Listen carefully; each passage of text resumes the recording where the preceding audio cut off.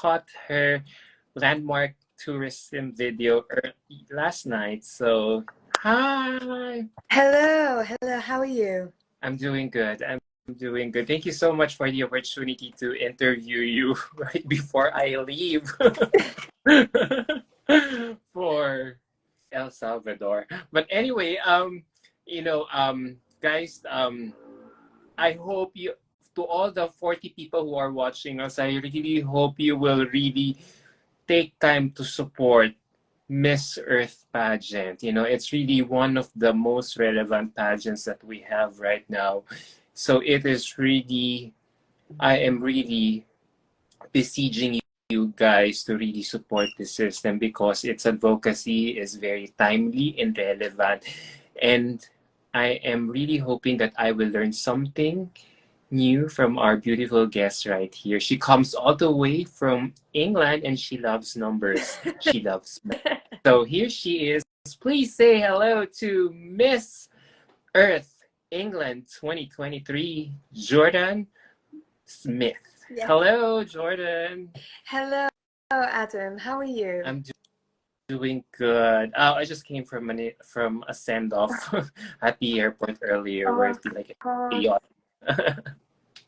Yeah. I So mean, I'm very excited. I love following all of the other international pageants as well, and I'm really excited to see the send-offs and all of the girls departing. I saw that Thailand arrived in El Salvador today. She was the first contestant, I believe, to arrive. So that's really exciting. And obviously, Philippines has left today. yes, and you very very soon Yes, with Miss Wales for yes. So Vietnam. we do. We leave in less than 4 weeks now. So 4 weeks today will be registration and the first day of Miss Earth, which is very exciting. Okay, so guys, for the benefit of my viewers who are watching us right now, her name, this beautiful lady right in front of us, her name is Miss Jordan Lewis Smith. She comes from England. And so, for starters, could you give a little introduction about yourself? Of course. So, as Adam has just mentioned, my name is Jordan Louise Smith. I am from a small coastal town in the northwest of England. A lot of people don't seem to realise that England does have beaches, but we do, and they're fantastic.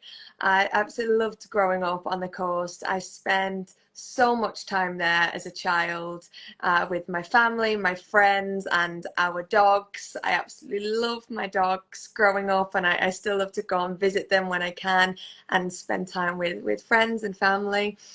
I'm 25 years old and I am a chartered accountant. I was the first person in my family to go to university. I studied accounting and finance at university in England, and then since graduating I continued my studies further with one of the 4 largest companies in the world, and I gained my chartered accountant qualification, which is a worldwide recognized qualification. All right, so wow, chartered accountant. It's my first time to hear such job description. So what does a charter? I know we know what accountant does in a company. So what does a chartered accountant do specifically? So being a chartered accountant is just like an additional qualification on top of being sort of the standard accountant that you see. It means that there are a lot more responsibilities placed on people like myself. For example, in large companies, you have the accountants that are preparing accounts and things like that, but you need a chartered accountant to be the one that signs off on it. And there are just certain things that as a chartered accountant you can legally do that a regular accountant maybe cannot. So you're a professional. You Yeah, graduated. yeah, You took up the board yeah. exam. Wow, you know what I can relate with? And actually, somehow I could relate with you because my mom, in high school, I love math. I love trigonometry. I love solving numbers. But when it came to college, my mom was forcing me to take up accounting. And I had a taste of accounting during my first, my first year in college, and I really didn't like it. I really have no patience in. I had no patience in balancing all these numbers in the balance sheet, assets versus liabilities and equity, and I was like, how is it when you keep erasing your yellow pad because you really can't balance because you have to go through all over everything if it's not balanced between the asset and the liabilities and equity. So yeah, so I didn't have the patience for it, so I took up finance. Yeah, so yeah. Oh no, maths has always been my favorite subject. Like you said, I do love numbers. So it just sort of was a natural progression for me. Thankfully, I do enjoy it. That's great to hear. So, is this your first time to join a pageant like Miss Earth? I have competed in the UK on a national basis quite a few times. My first ever competition, a local competition, was actually just over 10 years ago. So I have been competing for quite a while, but this is my first time competing internationally and representing my country. I have been a finalist for the Miss Universe Great Britain competition twice for the past couple of years, and it was off the back of Miss Universe Great Britain and discussing some feedback with judges and other people that I really started to consider the Miss Earth system, because I've always had a really distinct passion for sustainable fashion and what we can do as individual people to help contribute towards positive environmental change as opposed to climate change, and helping to rectify some of the issues.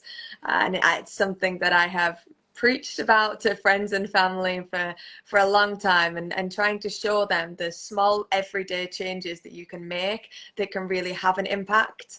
And it was after those discussions and doing more of my own research that I really found that Miss Earth resonated with me. So I'm absolutely honoured and over the moon to be competing, representing my country at a pageant such as Miss Earth.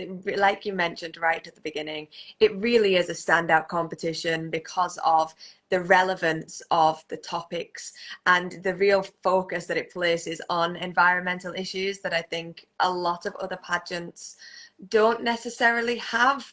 The Miss Earth cause is very, very clear to see, and I really appreciate that. That's great to hear. So, you talk about your love for numbers as you work as an accountant, and then you're now talking about sustainable fashion. So, those two are two different Yeah. worlds. So, how did your interest in fashion begin, and how did your love for sustainable fashion, follow through? So I have loved fashion from a very young age. I've always loved shopping. I loved playing dress up in my older sister's wardrobe, my mum, my grandparents. I loved trying on their clothes and seeing what I could do with it. I come from a very working class background, so like hand-me-down clothing was quite common. So was charity shops. My grandma used to take me into charity shops every weekend, just to have a look and sort of find some of the hidden treasures that were in there. So charity shops in England are like thrift Oh stores, yeah. I think. So just a different name for us. We still have thrift stores, but charity shops in particular, all of the proceeds from buying the clothing will then go to a charity as well. So we have them for things like cancer research. So it's really a win-win, because you're buying secondhand, and you're also donating to charity at the same time. But so I've always loved fashion and being creative.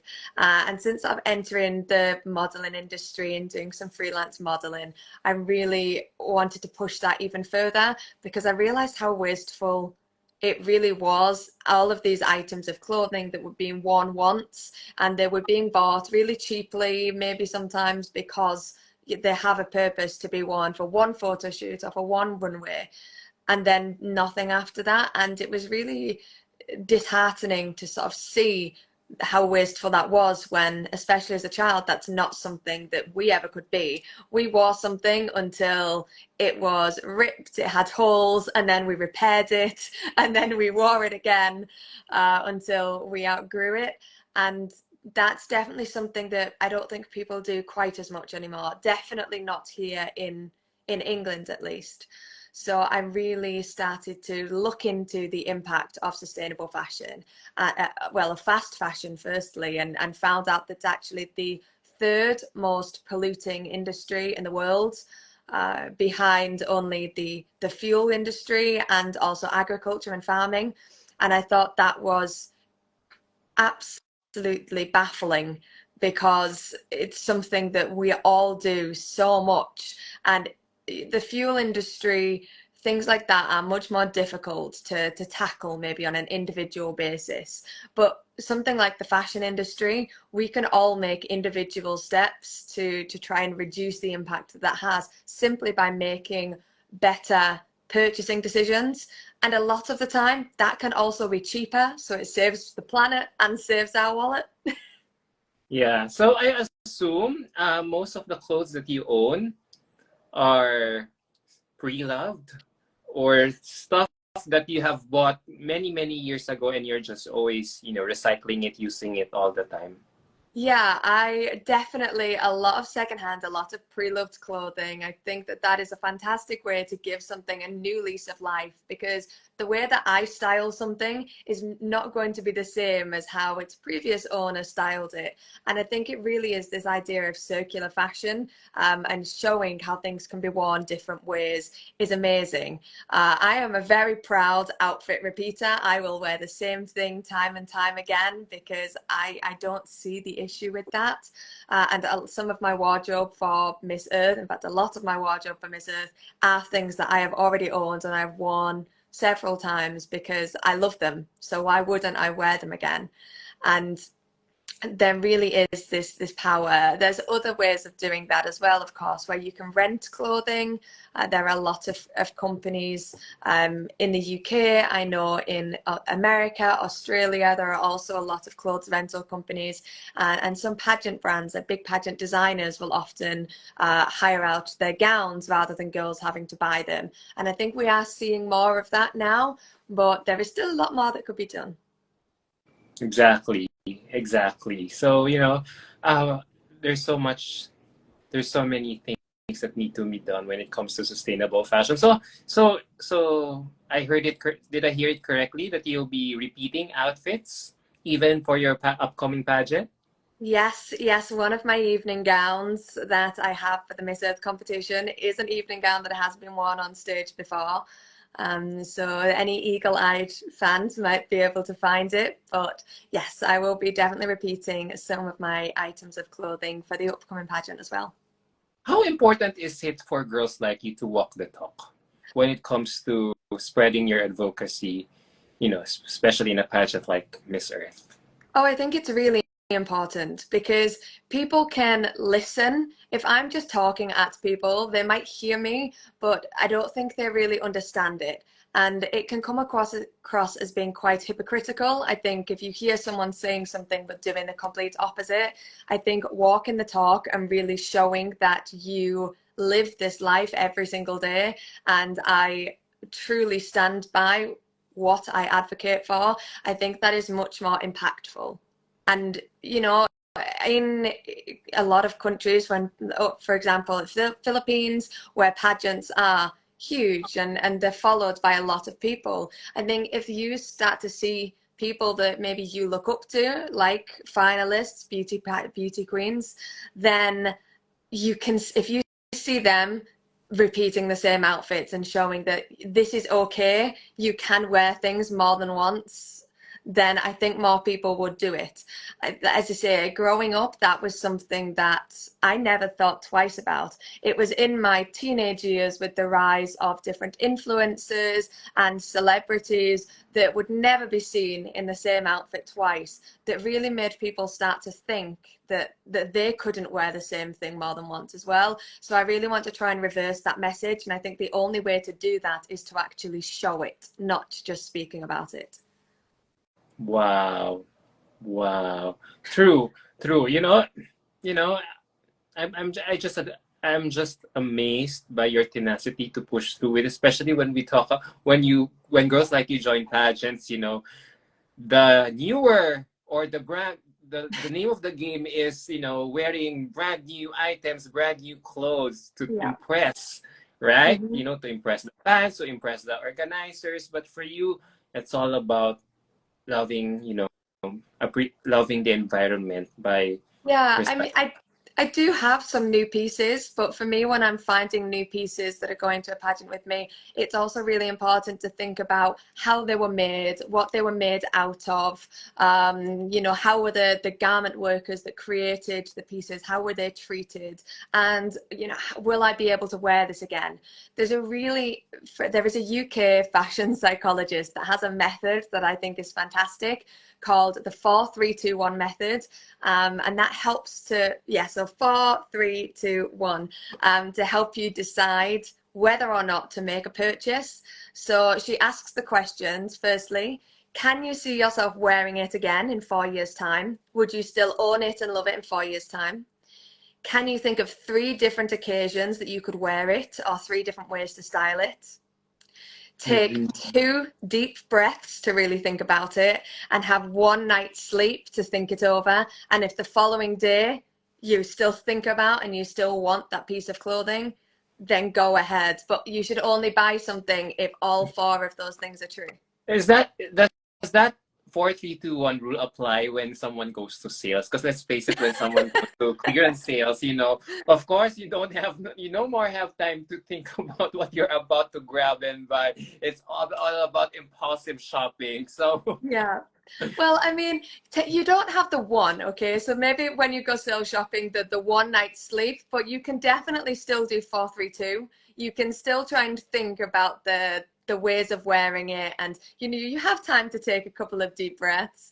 But impulse shopping is one of the contributors, I must admit, to the fashion industry, because if we're buying on impulse, the fashion industry are just going to keep putting out more garments because they know that people will buy them. And it is the production of garments that really, really causes such significant environmental damage, as well as then when you're impulse buying and you're buying new things for the wardrobe, that means you're going to be getting rid of some old things usually because there's not space. And there are tons and tons, like billions of tons of fashion items that end up in the landfill every single year. And that is a huge amount of clothing that isn't necessarily able to be broken down, especially when we're talking about fast fashion items that are made with cheaper materials and less sustainable materials, because they're usually made out of plastics. One of the most common fabrics now is polyester, which is microplastic. So when that ends up in landfill, it's not going to break down. It's just going to be there. It doesn't deteriorate in the same way as organic materials do. So we really have to think about why we're buying so much, and then after that, what we're doing with the pieces that we're getting rid of. The two go hand in hand, which is why if we make smarter buying decisions, then we won't be throwing out anywhere near as much either. do you think clearance sales and fashion weeks are some of the enemies A of little fast bit. fast fashion? A, Because talk about landfills, and how some of it are made of fabric that cannot be recycled. So I wonder, now that we talk about it, should we advise businessmen, clothing manufacturers, not to go on sale, so that the more the prices go, I mean, the more they keep the price for a particular wardrobe, the more people won't buy that particular merchandise, as opposed to having it on clearance sale, where a lot of people will definitely flock to that store to buy yeah. that. And fashion week as well, because every season there will be new set of clothes that will be rolled out to the masses. So which makes the earlier Well, the earlier season clothes already no longer in demand. So it will So its prices will definitely go down for the and have its on sale for the people to buy it Yeah, ASAP. I think Fashion Week is improving. London Fashion Week took place just a couple of months ago, and at London Fashion Week this year there was a record number of sustainable designers involved in Fashion Week, and London now does also have a standalone sustainable Fashion Week that is separate from the main Fashion Week as well, to really showcase the work of sustainable designers and sustainable brands. And I think supporting and promoting these sorts of companies is something that we can do to help promote sustainable fashion and slow fashion. Equally, though, as you say, there are new trends, fashion trends coming out of Fashion Week every year, and people automatically buy into that they need this and they need to do this trend without really taking a minute to think about, well, do I actually like it and will it suit me? Because I know I'm guilty of it myself in years gone by. I buy things because I think it looks great on someone else, but then when I actually try it on myself, I don't like it, and then it just sits in the back of my wardrobe because I bought it without really having a think about whether it will serve me a purpose.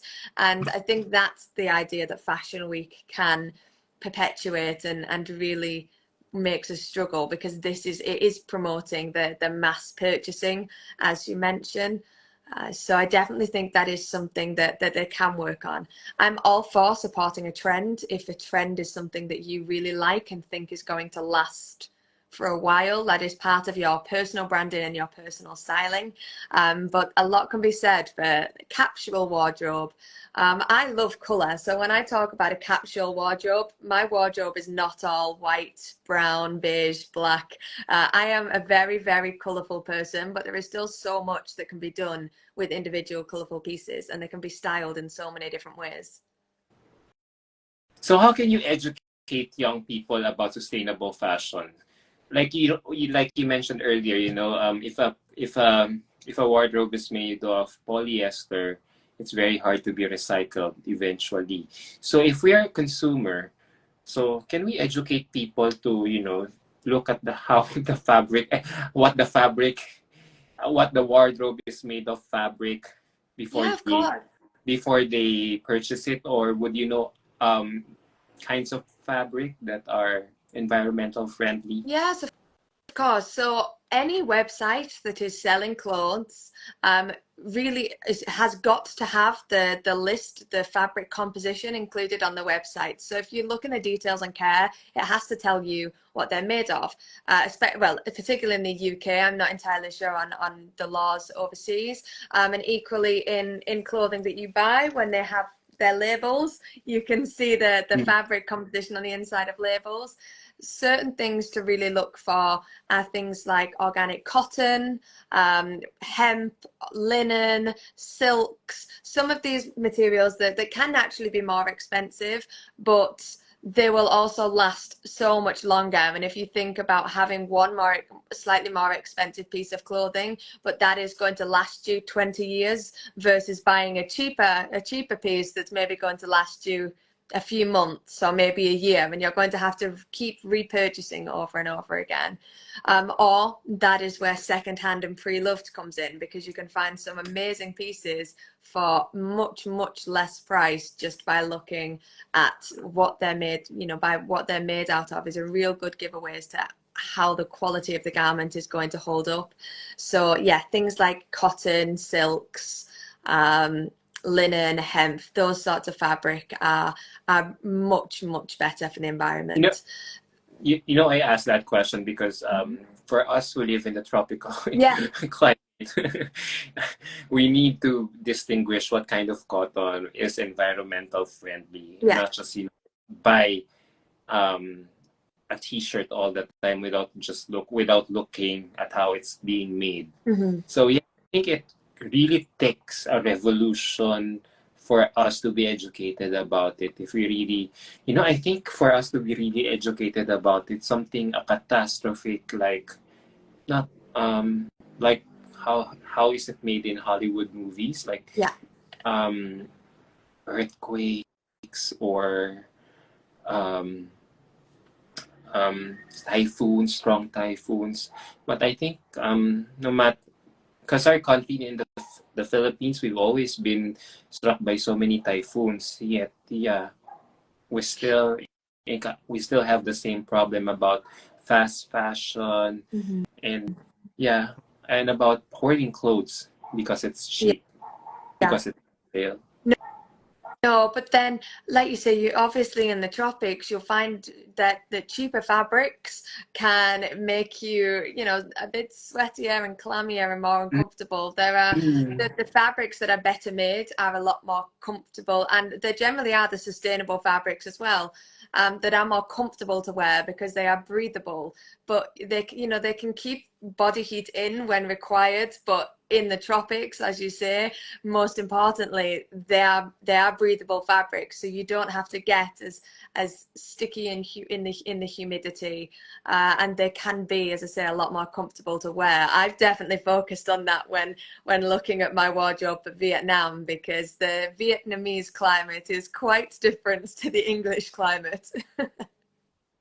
Yeah, yeah, I can tell. But before we go to Vietnam, off the top of my head, I just realized, for companies to really educate people and consumers about fast fashion and sustainable fashion, perhaps they can probably, print something or post something on the wall or the at the front of their store, telling them that we are employing sustainable fabrics for our clothes that we are selling to the public, something like that, so that at least people will know, okay, we're hitting two birds with one stone. I'm buying something that I like. I am also getting to help the environment at the same time. Yeah, Yeah, stuff like that. So, there are definitely, I think it's not something that's done so much in stores. Online, you can definitely find it, but you have to know where to look. So on companies' websites, they will generally have something that is called their corporate sustainability responsibility,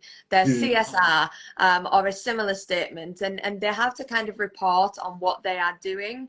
And you look for companies that, when you read through, I like to think you can tell what companies are being genuine and being passionate, and which ones are just writing some bullet points to tick off a checklist.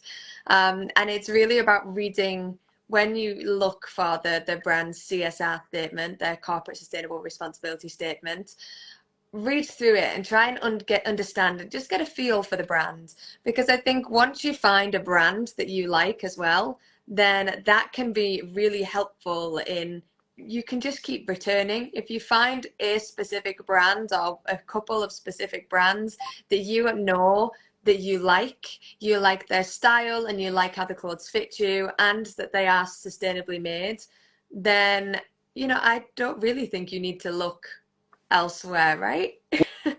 would you know if Zara is a sustainable fashion brand? It is No. not, I'm afraid. What are the popular clothing brand that are A sustainably lot, fashionable? a lot of the sustainable brands are much smaller. They don't generally, because they're not as well known. This is because sustainable brands tend to have like capsule collections. They don't release new clothes all of the time, because that is of what you say when you're selling into the trends, and there are brands that are just releasing different clothing every sort of week.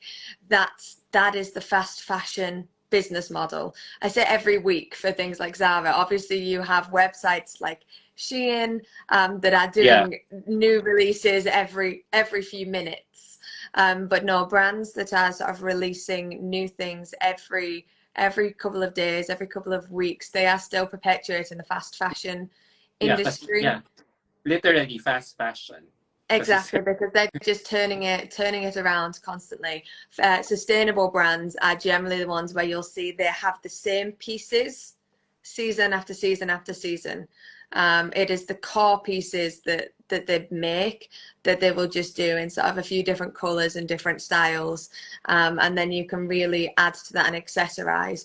But my biggest piece of advice is, if you're still not quite ready to ditch the fast fashion altogether, then please do look at just trying to buy it from thrift stores or things like Poshmark. I don't know what the different ones available in the Philippines are, but in the No, UK there's no we thrift stores here. There's what we call, there's a local version of it. It's called ukay ukay. It's like, Mhm. you know, a rummage of clothes in one store. Like it's a pile of pre-loved clothes from whoever donated it, and then they'll just put it in one store and rummage in scattered fashion in one big box or container. And that's how, and or they have it all in hangers by the rack, and then they'll just that's how they do it here. It's called ukay ukay. I don't That's our version of thrift shop here, Yeah. because I've been to the States and there's so many thrift shops also there. So okay, wow. When I Or go, it's like, okay, I feel like it's like going to what's your what's your mass department store there in London? It's definitely not Harrods. It's well, not. I mean, we do have hides, but no, we don't have so many department stores really anymore. They're sort of shrinking, but you know, you can just go to the big shopping centers, and then they have things like Zara and Stradivarius, Bershka, there's Primark. There's all sorts of like the fast fashion brands that are in shopping centers. But yeah, instead of going to shops like that, look in shops like your so the version of your thrift stores or even online. I use a lot, there's apps that I use called Vinted and Depop and Poshmark and eBay, or even things like Facebook Marketplace. People will sell a lot of clothes, and really just trying to find new ways to shop. Or if there's things in your own wardrobe, can you upcycle them? You know, if you've fallen out of love, can you change buttons or add patches? Can you cut the fabric so that it sits slightly differently? So, you know, for women, can you turn an old dress that you've got into a top if you're not going to wear it as a dress anymore? Could you cut that? Could you take the sleeves off something to make it shorter? And really think about customizing what's already in your wardrobe instead. If you're looking at throwing something away, before you throw it away, think about if you could change it at all to make it into something you would like. Do you think if everyone in the world goes sustainable fashion, do you think we can solve climate change? I don't think that sustainable fashion alone can solve climate change, but I think it's a really good step that people can take, as I say, because as individuals, there is a lot that we can do as individual people, but there is also still a lot that the big corporations have to do. But I like to think that if we show what we are doing as individuals, that the corporations will have to follow suit because they're just not going to get the support anymore. Exactly, It's a exactly, domino effect. exactly. Yeah. So, you know, we've been talking about fashion, and yeah, yeah. Thank you so much for educating us about sustainable fashion. You know, I really love talking to delegates like you who espouse that advocacy, because especially when it comes to pageants, we always love talking about fashion, gowns, accessories, shoes, you know, jewelry. So yeah, it has something to do with fashion. So, you know, as I went down this interview, you know, how are you preparing for the upcoming competition? So I've been preparing sort of the same way I do with a lot of things, and really just trying to go step by step and making sure that firstly all of the requirements of the Miss Earth organization are being fulfilled. So a huge part of that was the videos that are being released at the moment. We had quite a lot of videos and photos to submit and information to submit, which has been really fun, but also quite challenging at times. We definitely don't have the support here in the UK that some of the larger countries do, but I have definitely put my hand to a lot and learned a lot of new skills. I have never edited videos in the past, but now I think I'm doing pretty well. So you're the one who edited your landmark tourist video. Yeah.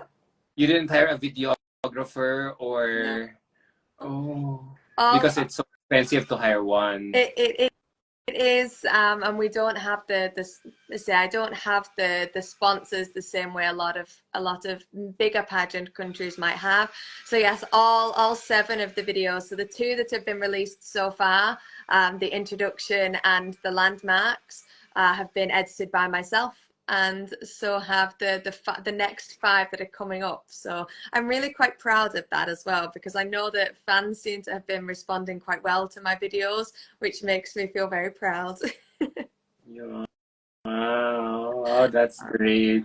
So as we went down this interview, you know, there's so many pageants out there right now, and they always say that one of the things that pageant fans look for in watching a pageant is its glossiness, its production values during the finals. What can you say about those people who think, you know, Miss Earth is deficient on that aspect and is big on advocacy instead, when it's supposed to be the other way around for some?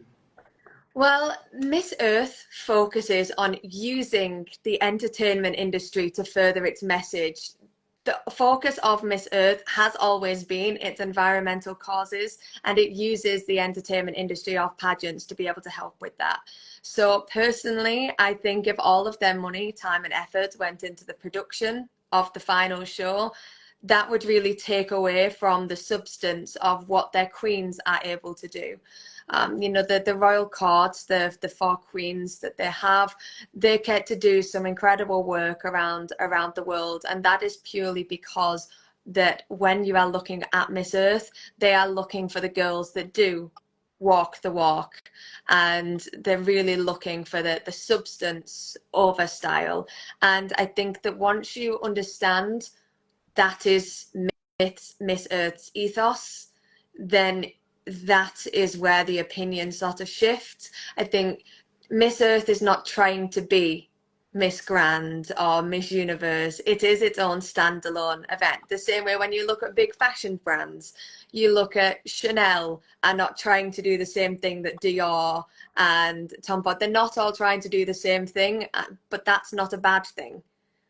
They can all be good in their own ways, and I think that's why they attract different types of girls as well, different types of finalists and different types of fans. Because they equate, because pageant fans like me, you know, are kind of guilty sometimes. Um, they equate glossiness to prestige, Yes. to the market value of the pageant. I mean, you still get plenty of glitz and glam at Miss Earth. I still think you get plenty of like you say, the glitz and the glossiness, but I think, as I say, they do focus on what a girl can say and do, as well as just how she looks. Exactly. Exactly. Well said. Well said. So on that note, one last question though. Okay. You know, what do you hope to achieve with your candidacy here in Miss Earth? I mean, first and foremost, I just want to enjoy every moment. Honestly, it's a huge honor to be able to represent my country on such a big pageant stage. I would love to be able to put my small country on the Well, map a little bit more. Well, we are relatively small. We are relatively small. I would like to be able to put our country, especially in terms of pageantry. England and the United Kingdom are not particularly well known in the world of pageantry, really. We aren't seen as big countries in pageants, but I would love to be able to go and show that England and the UK really do have a lot of incredible things to offer. And I just want to make myself and my country proud, really. well said. Well said. You know, it seems like we can't have everything. You know, um, most of the reacting to what you said, you know, I think most of the bigger pageant countries like our country are developing Yeah. nations, whereas, you know, for those people who think, for those countries who do not have a huge pageant following, they're more advanced, so to speak, in terms of the economy, in terms of what they can contribute to the GDP, or in terms of how the world is operating. Yeah. So yeah, yeah. No. I think we have yet to name a country uh, who's way too advanced and is doing well in pageantry. I think only I USA. think USA, right? Yeah, only USA do that. Yeah, so oh my gosh, you know what? I've been I've been thinking of watching Miss Earth finals in Vietnam because it's just, a 3-hour flight from where I live. So hopefully, just by talking to someone like you who's so eloquent and knowledgeable of what she advocates for, I think it's so worth um, buying that plane ticket just to watch the show for 24 hours or 48 hours, and then I go back here just to see you girls in person.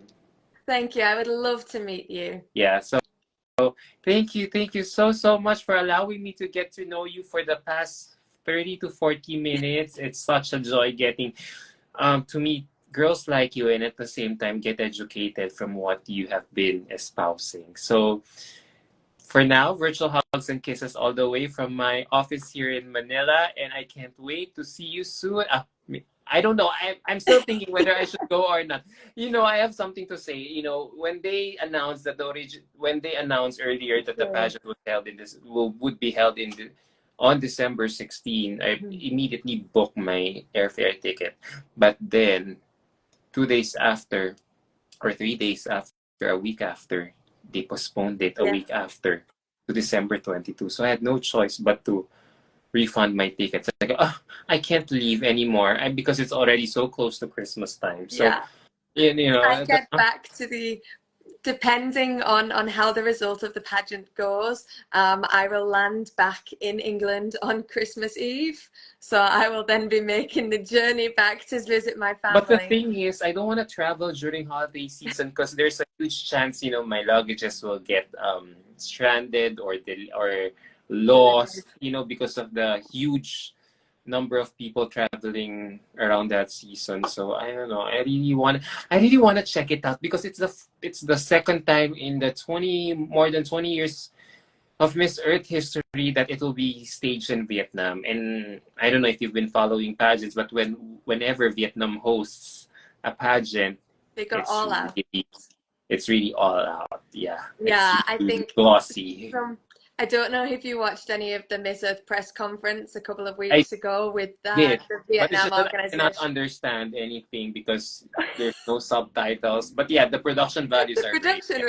was, I was gonna say, I was the same. I didn't really understand much because I don't speak Vietnamese, but the production itself did look quite interesting. So I am very excited, and some of the things that they've got planned for us girls that I'm sure they will announce coming And when you soon. We are on secrets, but and when you translate that production value to the activities you guys will be doing for 1 month, wow. I know. I think watching the Miss Earth Vietnam competition last month made a lot of us very excited because if that's what the organization put together for the Vietnamese contest, I'm very excited to see what they're going to do for the final Miss Earth competition. Yeah, me too. I can't wait. So, oh my Hopefully, gosh, I as will much as see I you want to there. talk, yeah, hopefully, yeah, there's a huge chance I could go because it's so close to where I live. But if it's as far as El Salvador, oh my gosh. Oh my gosh, why am I so crazy about pageants that I even spend my money going to these At to all least you these get to pageants. travel. You also get to travel and But it's experience never different my countries. dream to go to El Salvador. Well, anyway, I've been to Vietnam before, and I love the food. You'll definitely love the food there. I'm The excited. spring roll, the fresh spring rolls, the po. I don't know if you have been eating Vietnamese cuisine there in London, but yeah, it's healthy. Vietnamese cuisine is always healthy Good. and fresh. Yeah, and greens. Yeah. So there you go. Sorry, I'm overextending my welcome here. So there No, you you are go. welcome. Thank you so much for allowing me to interview you tonight. I'll upload this content on my YouTube channel uh, before the pageant starts, so that there's full emphasis on you girls joining the pageant because so many pageants are happening right now. So yeah. So thank you so much, Jordan. And I love landmark tourism video where I'm one of the judges right now. So A for effort. Yeah. Thank you so very much. much. And thank you for having me on your Instagram today too. I really appreciate Thank it. you for the trust. Thank you for it. Really means so much to me. God bless you. And yeah, I'll consider going because of you. Thank you. Lots of love from England. Bye. Yeah. Keep in touch.